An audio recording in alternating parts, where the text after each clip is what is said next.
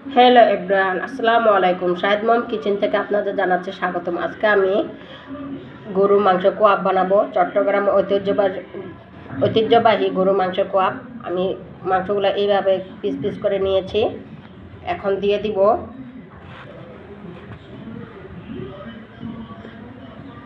এক টেবিল চামচ আদা রসুন বাটা পেস্ট, আর দিয়ে দিব 2 টেবিল পরিমাণ পেঁয়াজ আর কাঁচামরিচ বাটা পেস্ট,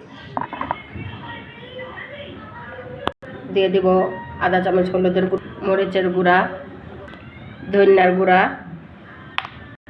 স্বাদ মতন লবণ। এখন আমি ভালো করে মাখিয়ে নিব। দেখুন আমার মাখানো শেষ। ভালো করে আমরা মশলার সাথে মাখিয়ে নিয়েছি। এখন পানি দিয়ে দিব।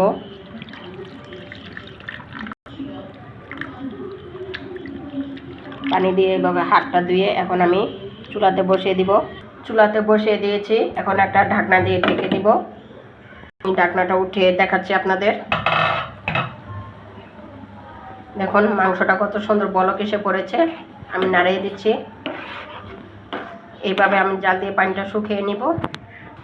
এই পর্যায়ে দিয়ে দিব সামান্য একটু সরিষার তেল, দিয়ে ভালো করে মিশিয়ে নিব। সরিষার তেল দেওয়ার কারণে কোয়াবের কালারটা ভালো আসবে। আপনারা চাইলে সয়াবিন তেল দিয়েও করতে পারেন। আমি এখন ঢাকনাটা উঠায় দেখাচ্ছি।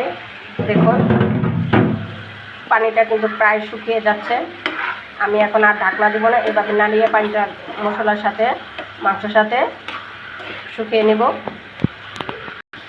এখন অনবরত নেড়ে আমি মাংসের ঝোলটা মাংসের সাথে মিশিয়ে নেব মশলার সাথে, যাতে গায়ে লেগে যায়। এখন ভালো করে মিশিয়ে নিয়েছি। এখন আমি নামিয়ে নেব। চুলাতে একটা কড়াই বসে দিয়েছি। কড়াইটা গরম হলে দিয়ে দেবো পরিমাণ মতন তেল। আমি এক্ষেত্রে সয়াবিন তেল ব্যবহার করতেছি। আপনারা চাইলে সরষের তেল দিয়েও ভাজতে পারেন।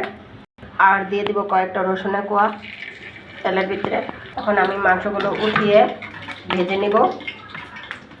তেলে দিয়ে দিচ্ছি। এখন মিডিয়াম আছে আমি মাংসগুলো লাল লাল করে ভেজে নেব।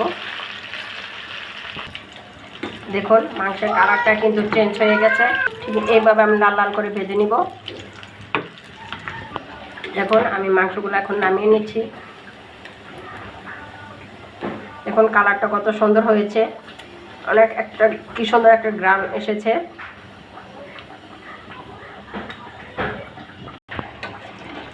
দেখুন বাকিটি আমি নিয়ে নিচ্ছি। আপনাদের আমি এখন সার্ভ করে দেখাচ্ছি। দেখুন হয়ে গেল চট্টগ্রামের ঐতিহ্যবাহী গরু মাংসের কোয়াব। যদি ভিডিওটা ভালো লাগে লাইক কমেন্ট এবং শেয়ার করে দিবেন। চ্যানেলটা সাবস্ক্রাইব করে দিবেন। আজকে এ পর্যন্ত। আল্লাহ হাফেজ।